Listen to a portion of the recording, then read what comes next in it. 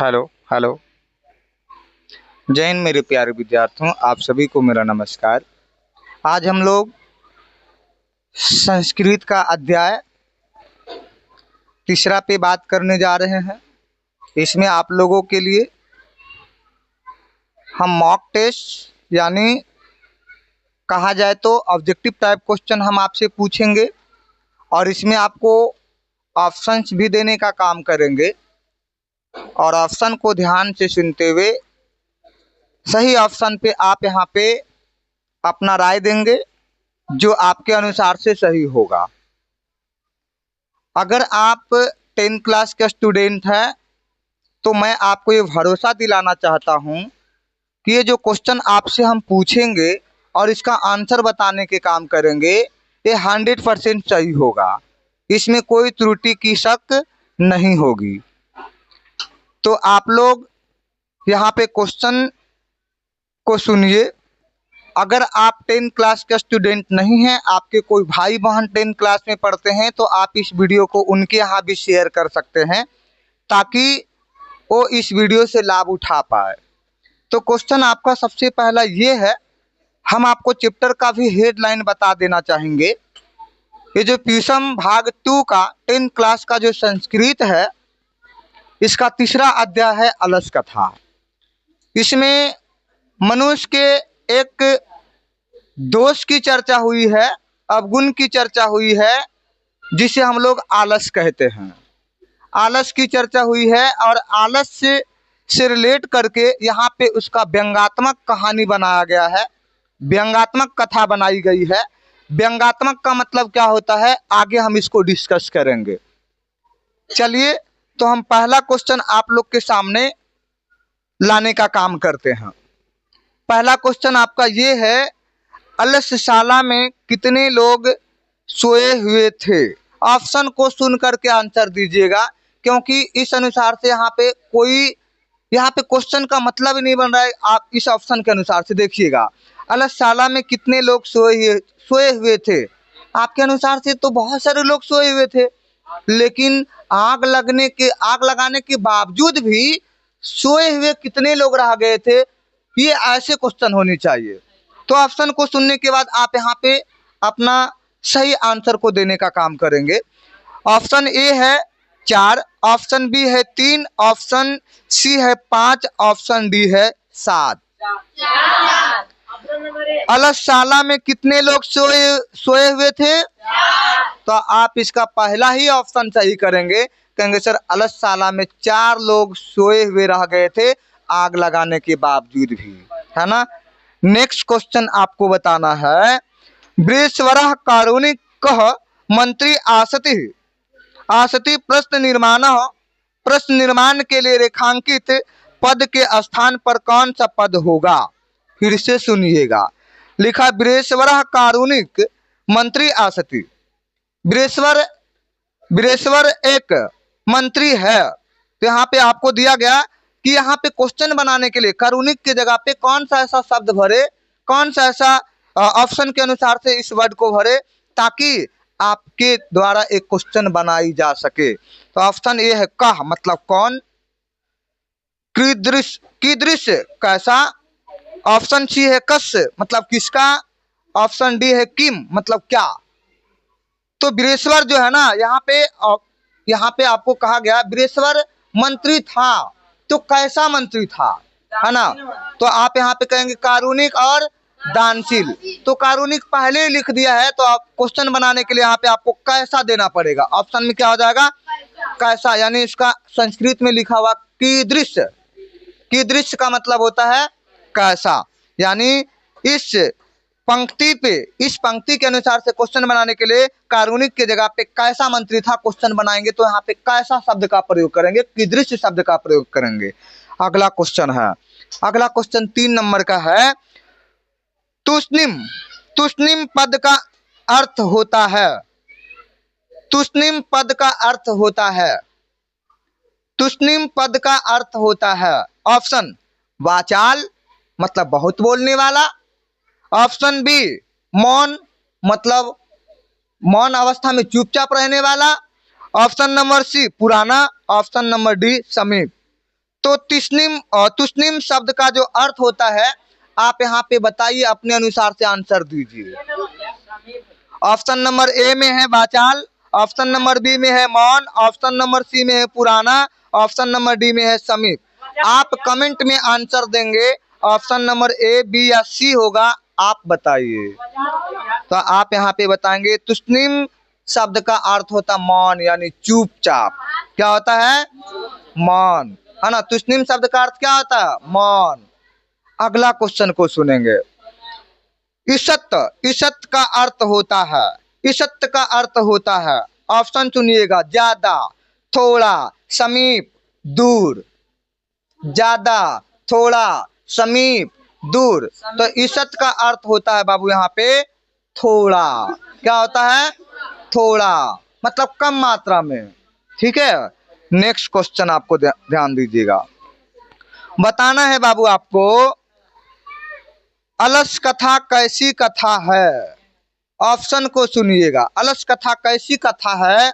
Option number A में लिखा है बाल कथा, ऑप्शन नंबर बी में लिखा है हास्य कथा, ऑप्शन नंबर सी में लिखा है धार्मिक कथा, ऑप्शन नंबर डी में लिखा व्यंग्यात्मक कथा। आप कहेंगे सर व्यंग्यात्मक कथा है।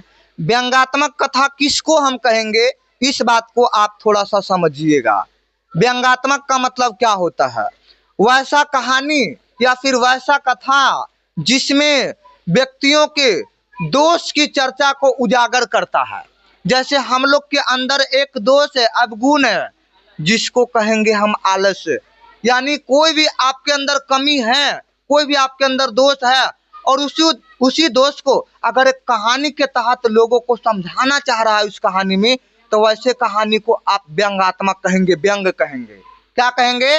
व्यंग कहेंगे। यानी लोगों के अंदर की कमियों को उजागर करने वाली कहानी ही व्यंग कहलाता है। क्या कहलाता है? व्यंग कहलाता है। मान लो किसी व्यक्ति के अंदर चोरी करने की लक्षण है। क्या चीज करने की लक्षण है? चोरी करने की लक्षण है। जैसे इन लोग के अंदर होता है, देखिएगा कौन कौन लोग हैं, है ना। जैसे कब चोरी करेंगे? एग्जाम हॉल में, है ना। तो उसी बात को अगर एक कहानी में लिख दिया जाए, एक कहानी में दर्शा दिया जाए, तो आप कहेंगे सर वो व्यंग है। वो क्या है? व्यंग है ना। ध्यान से सुनिएगा अगला क्वेश्चन। अगला क्वेश्चन आपका ये है बाबू, अलस कथा पाठ के रचयिता कौन है? ऑप्शन को सुनिएगा, बहुत अच्छा क्वेश्चन है। आपके एग्जाम में 2021 में एकदम भरा पड़ा है, भरा पड़ा। 2018 में, 20 में, फिर 20 के द्वितीय पाली में, 22 में, 22 की द्वितीय पाली में भरा पड़ा है। तो अलस कथा, जिसमें मनुष्य के आलस की चर्चा हुई है, मनुष्य की जो अवगुण है, आलस नामक जो दोष है हमारे अंदर, उसकी चर्चा पीसम नामक बुक के 3रे अध्याय में हुआ है।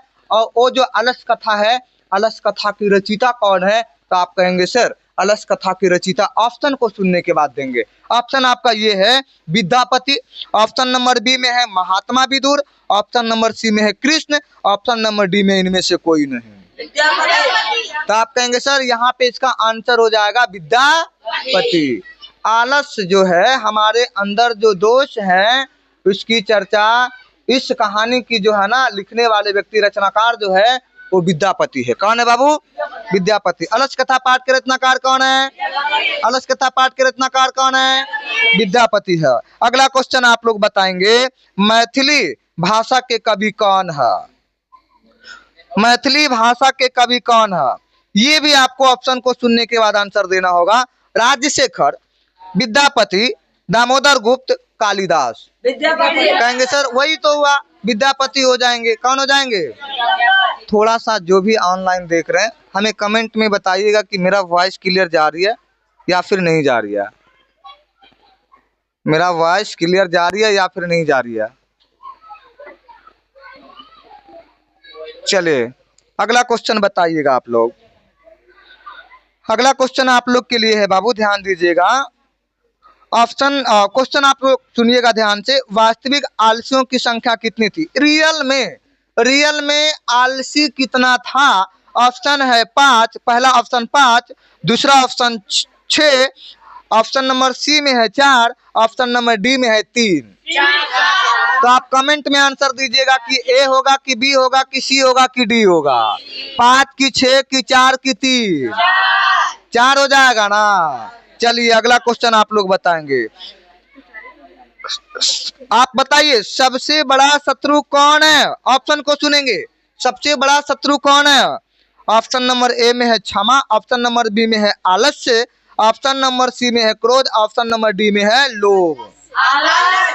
मानव जीवन के सबसे बड़ा शत्रु है आलस्य। क्या है बाबू? यानी किसी भी काम को देर से करना। बल्कि सर अभी नहीं करेंगे बाद में कर लेंगे, वो कौन ऐसे करवाता है? जिसके अंदर आलस्यपन होती है वो ऐसे करते हैं। चलिए अगला क्वेश्चन आप लोग बताएंगे बाबू। अपनी भूख मिटाने के लिए भी कौन कौन कुछ भी नहीं करता। हमें भूख भी लगा है फिर भी हम काम करने के लिए रेडी नहीं है। तो वैसे कौन से लोग करते हैं? ध्यान से सुनिएगा ऑप्शन के अनुसार से। उद्यमी, उद्यमी, आलसी, धनी, निर्धन। कौन है इसका आंसर? कौन होगा? भूख लगे रहने के बावजूद भी वो काम करना नहीं पसंद करेंगे। कौन होते हैं? कौन होते हैं? आलसी लोग होते हैं। कौन लोग होते हैं? आलसी लोग होते हैं। चलिए अगला क्वेश्चन आप लोग बताएंगे बाबू। अगला क्वेश्चन आपके लिए ये है, नीतिकार आलस को क्या मानते हैं? नीतिकार आलस को क्या मानते हैं? ऑप्शन नंबर ए में है उद्यमी, नीतिकार आलस को क्या मानते हैं? ऑप्शन नंबर ए में है आपके पास गुण, ऑप्शन नंबर बी में है शत्रु, ऑप्शन नंबर सी में है मित्र, ऑप्शन नंबर डी में है धर्म। क्या होगा बताइए? कहेंगे सर नीतिकार का मानना है कि आलस हमारे जीवन का एक सबसे बड़ा दुश्मन है, शत्रु है। क्या है? शत्रु है। चलिए अगला क्वेश्चन आप लोग बताने का काम करेंगे बाबू। अलस कथा, अलस कथा पाठ किस ग्रंथ से संग्रहित है? अलस कथा पाठ किस ग्रंथ से संग्रहित है? ऑप्शन नंबर ए में है काव्यमीमांसा, काव्यमीमांसा से, ऑप्शन नंबर बी में है पुरुष परीक्षा से, ऑप्शन नंबर सी में है, ध्यान दीजिएगा, पंचतंत्र से, ऑप्शन नंबर डी में है हितोपदेश से। कहेंगे सर ये जो है ना अलस कथा पाठ किससे लिया गया है? तो पुरुष परीक्षा नामक ग्रंथ से। किससे लिया गया है? पुरुष परीक्षा से लिया गया है। चलिए आप अगला क्वेश्चन का आंसर दीजिएगा। बृहस्पति कैसा था? ईमानदार, भ्रष्ट, दानशील, धनी। वो दानशील व्यक्ति थे। दान करने के लिए वो कभी भी पीछे नहीं हटते थे, है ना। चलिए बृहस्पति, अगला क्वेश्चन, बृहस्पति कौन थे? ऑप्शन सुनिएगा। बृहस्पति कौन थे? मिथिला के राजा, मिथिला के मंत्री, मिथिला के राजकुमार, मिथिला का संतरी। तो कहेंगे सर मिथिला के मंत्री थे। चलिए अगला क्वेश्चन बताइएगा। अलसशाला में आग क्यों लगाई गई? ऑप्शन को सुनिएगा। आलसियों को भगाने के लिए, आलसियों की परीक्षा करने के लिए, आलसशाला की संपत्ति हड़पने के लिए, इनमें से किसी के लिए नहीं। तो यहाँ पे आलसशाला में आग लगाने का मेन यहाँ पे रीजन ये था कि उसको परीक्षा लेना कि रियल में आलसी कौन कौन है ना। अगला क्वेश्चन बताएंगे बाबू। अलसशाला में आग लगने के बाद कितने लोग नहीं भागे? ऑप्शन को सुनिएगा। 3, 5, 4, 6। 4 हो जाएगा। अगला क्वेश्चन को सुनिएगा। अगला क्वेश्चन आपके लिए ये है बाबू। स्थिता शौक्रे कुलाही ... के नाध्वंती जंतवः। इसका हिंदी अर्थ हुआ जहां सुविधा मिलता है वहां कौन नहीं दौड़ता है। जहां सुख सुविधा मिलेगा वहां कौन लोग नहीं दौड़ेगा? सभी लोग दौड़ेंगे, है ना। जैसा कि अलसशाला में मिल रहा था। तो ये बोला गया, यह युक्ति किस पाठ से लिया गया है? तो ऑप्शन को सुनिएगा। अलस कथा से, संस्कृत साहित्य लेखिका से, व्याघ्रपथिक कथा से, पाटलिपुत्र वैभवम से। कहेंगे सर ये जो पंक्ति है अलस कथा पाठ से लिया गया है ना। अगला क्वेश्चन आप लोग बताएंगे। घर में लगी आग को देखकर कौन लोग पलायन हो गए? ऑप्शन को सुनिएगा। कौन लोग वहां से भाग गए? ऑप्शन नंबर ए में है आलसी लोग, ऑप्शन नंबर बी में है समझदार लोग, ऑप्शन नंबर सी में है फुर्तीले लोग, ऑप्शन नंबर डी में है धूर्त लोग।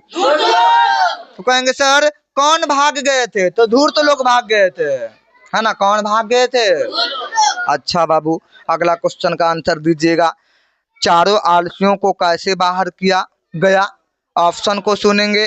पैर पकड़ करके, पैर पकड़कर, ऑप्शन नंबर बी में है हाथ पकड़कर, ऑप्शन नंबर सी में है केस पकड़कर, ऑप्शन नंबर डी में है बाह पकड़कर।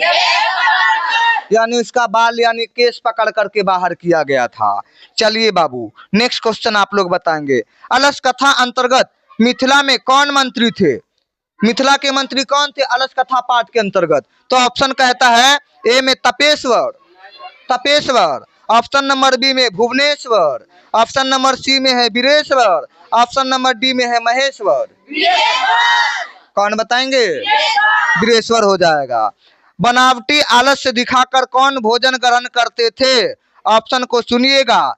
विद्वान, मूर्ख, धूर्त, जानकार। आप लोग कमेंट में आंसर दीजिएगा, क्या मूर्ख और धूर्त दोनों एक होता है? मूर्ख और धूर्त का मतलब सेम होता है? नहीं। मूर्ख उसे कहेंगे जो एक बार गलती करने के बाद दोबारा गलती को दोहराता है, लोगों को सलाह को नहीं मानता है। हम सलाह देते हैं कि बाबू रोज आपको होमवर्क बना करके आना है, लेकिन आप लोग में से कुछ बच्चा होमवर्क नहीं बनाते हैं। हमारा सलाह है, हमारा अनुमति है, लेकिन आपने उस काम को अनुमति के फॉलो नहीं करते हैं, तो आप मूर्ख कहलाए। क्या कहलाए? मूर्ख कहलाए। ऐसे तो संस्कृत में कहा जाता है मूर्ख उसे कहते हैं जो बिना बुलाए आए, है ना, जो बिना बुलाए आता है, जो बिना पूछे बोले, उसे आप मूर्ख कहेंगे, है ना। धूर्त का मतलब क्या होता है सर? मूर्ख का मतलब तो समझ गए कि जो अपने एक बार के गलती को दोबारा दोहराता है उसे मूर्ख कहते हैं। दूसरे के कहे गए सलाह दिए गए बात को नहीं मानता है वो मूर्ख कहलाता है। धूर्त का मतलब होता है चालाक लोग, है ना। धूर्त का मतलब होता है चालाक, जैसे धोखेबाज। उसके पास ज्ञान की कमी नहीं है, बट वो आपको धोखा देगा। धोखा देने वाले जैसे व्यापारी लोग धोखा देते हैं, है ना। व्यापारी लोग क्या करते हैं? धोखा देते हैं। यहाँ पे कुछ लोग धोखा नहीं दे रहा था, जा करके खुद व खुद वहां पे उसके पास कोई चीज की कमी नहीं है, लेकिन वो भोजन करने के लिए, भोजन ग्रहण करने के लिए आलसशाला में मूर्खों के यानी आलसियों के साथ में जाकर के वो भोजन ग्रहण कर रहा था और वस्त्र ग्रहण कर रहा था। तो धूर्त का मतलब होता है चालाक जो धोखा दे, है ना। ध्यान दीजिएगा। अगला क्वेश्चन आपको कहा जा रहा है बाबू, ध्यान दीजिएगा। कर्तयते यज्ञस्मिन्, कर्तयते यज्ञस्मिन् गृह अग्नि लगोन्ति किस आलसी की उक्ति है? कहता है लगता है इस आलसशाला, इस घर में आग लगी है। लगता है इस घर में आग लगी है। ये कौन सा व्यक्ति कहा था? ऑप्शन नंबर ए में सुनिएगा, कौन सा आलसी कहा था? तो आप कहेंगे सर प्रथम, ऑप्शन नंबर ए में है प्रथम, ऑप्शन नंबर बी में है द्वितीय, ऑप्शन नंबर सी में है तृतीय, ऑप्शन नंबर डी में है चतुर्थ। कौन बोला ऐसा बात? ऐसा वचन किनके मुंह से निकला कि लगता है इस घर में आग लगी है? तो दूसरा पुरुष बोले थे। आपको हम एक बार पूरे के पूरे वचन इनके द्वारा कहे गए वचन को यहाँ पे बताना चाहेंगे। ध्यान दीजिएगा। पहला आलसी कहता है, पहला आलसी क्या कहता है बाबू? आपको यहाँ पे ध्यान रखना है, क्या हल्ला हो रहा है, क्या कोलाहल हो रहा है, पहला व्यक्ति बोलते, पहला आलसी कहते हैं। दूसरा कहता लगता है इस घर में आग लगी है।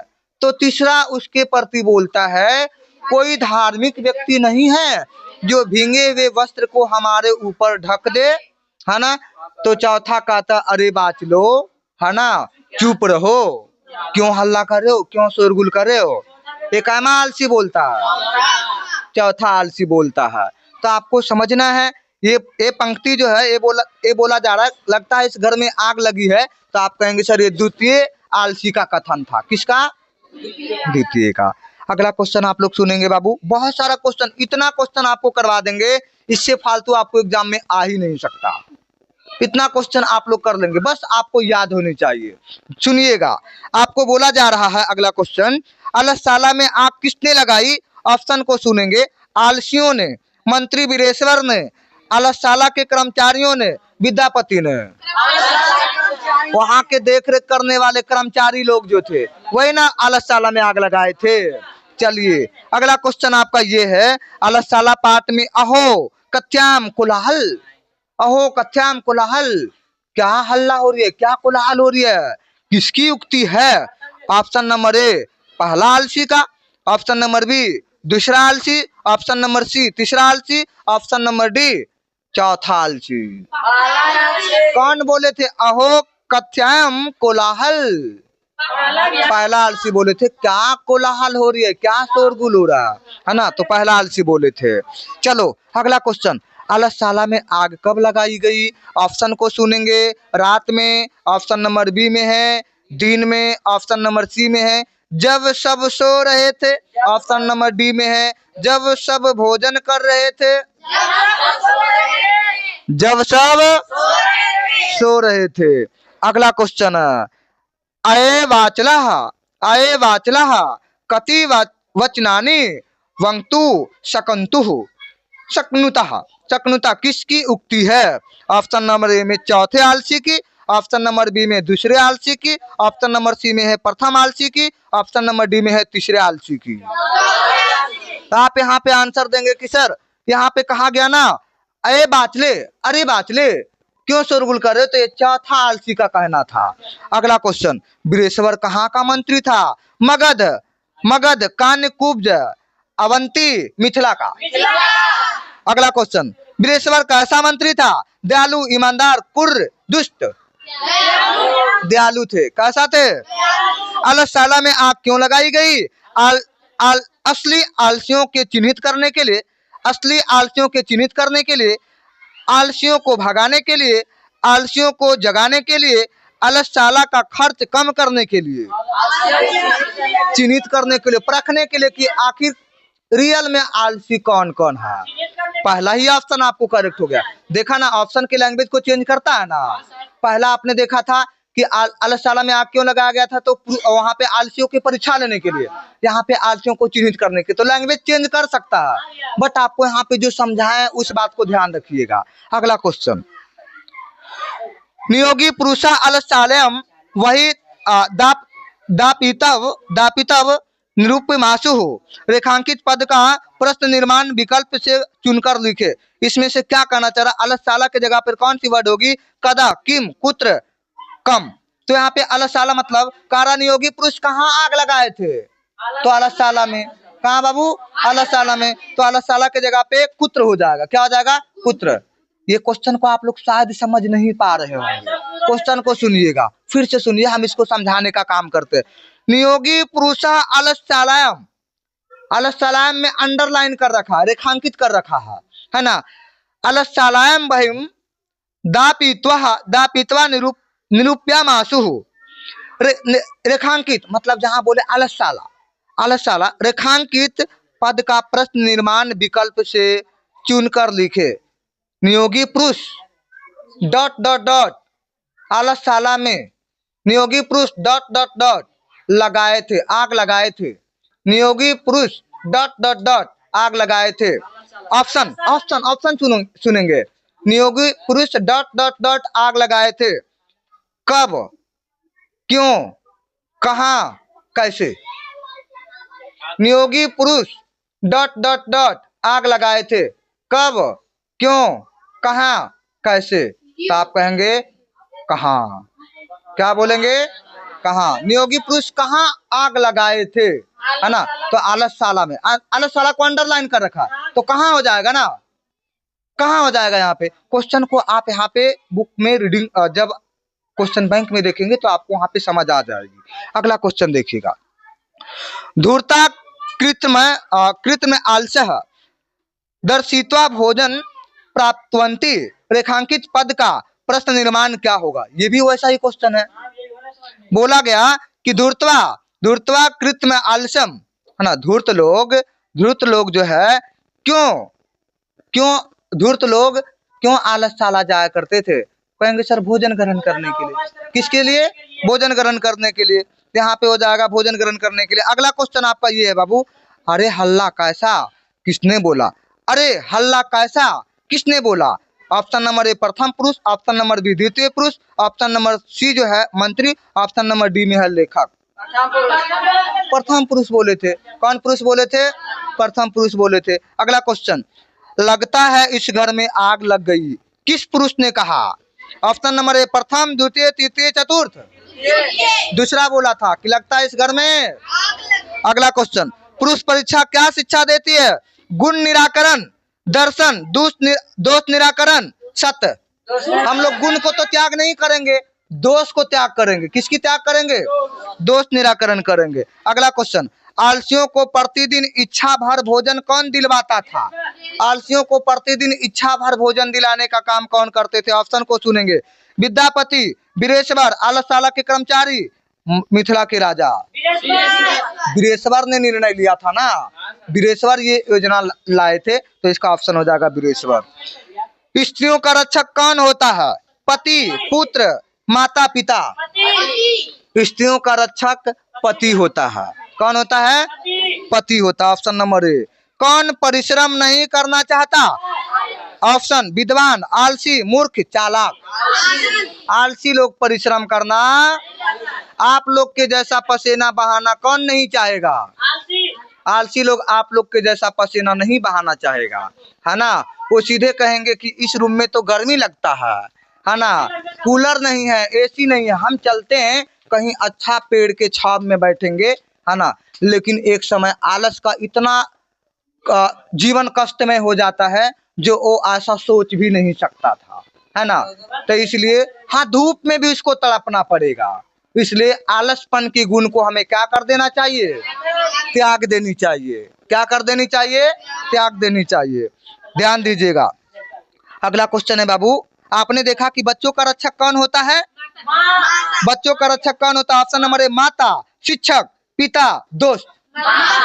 शिक्षक बच्चों का रक्षक नहीं होता है ना। मूल कर्तव्य है बच्चों की रक्षा करने का माँ का, माता का। किनका बाबू? माता का।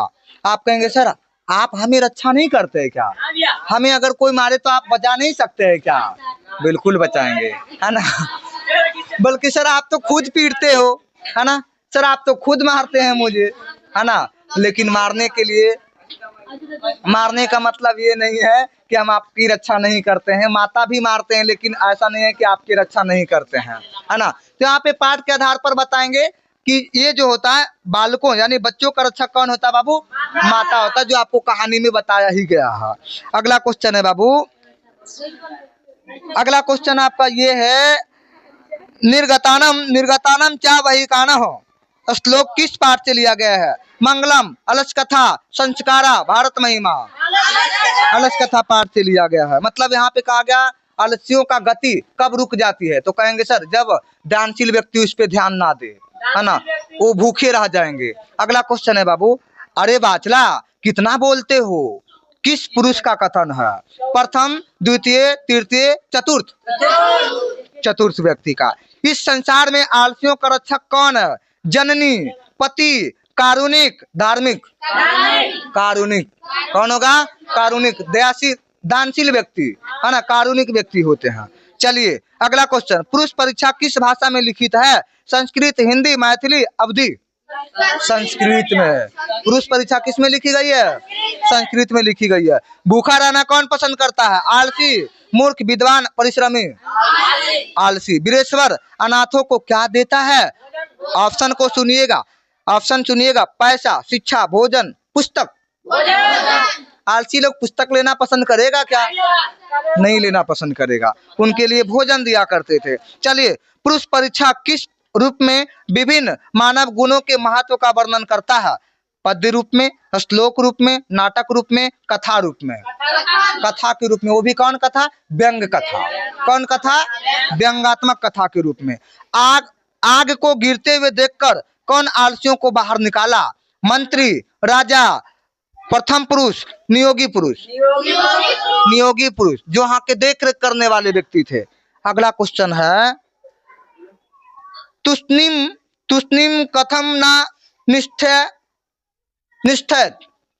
तुष्णिम कथम ना निष्ठेत किसने कहा?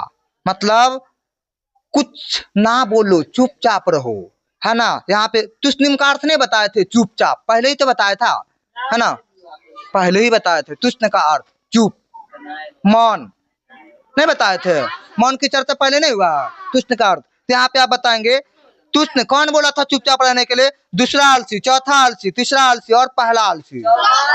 चौथा आलसी बोले थे। अगला क्वेश्चन आपका ये है, सारे सुखों का मूल क्या है? युद्ध, विघटन, संगठन, परीक्षा। संगठन, है ना, संगठन, क्या बोलेंगे? संगठन। अगला क्वेश्चन है आपको बाबू, आपके लिए, चारों आलसियों को कौन बाहर निकाला? मंत्री, मंत्री, और वहां पे नियोगी पुरुष, और राजा, चौकीदार। लेकिन यहाँ पे कभी कभी सिपाही दे दिया जाता है, तो सिपाही इसका आंसर देंगे। क्या देंगे? सिपाही। चलिए, तो आप यहाँ पे देख पा रहे हैं, इसका जो सारे के सारे ऑब्जेक्टिव है हमने आपका क्लियर कर दिया, है ना। और नेक्स्ट अध्याय का कल आपको यहाँ पे लाइव में ही क्वेश्चन आंसर किया जाएगा। जय हिंद। पता नहीं आवाज जा रहा था।